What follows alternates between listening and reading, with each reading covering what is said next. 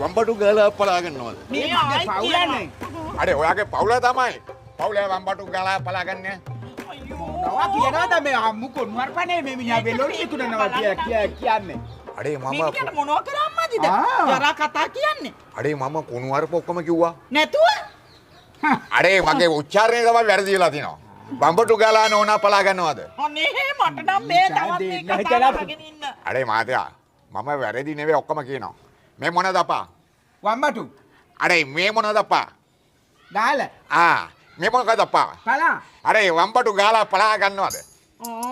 මේ මනුස්සයා කියලා තින්නේ මේ වම්බොටු ගහලා පලා ගන්න.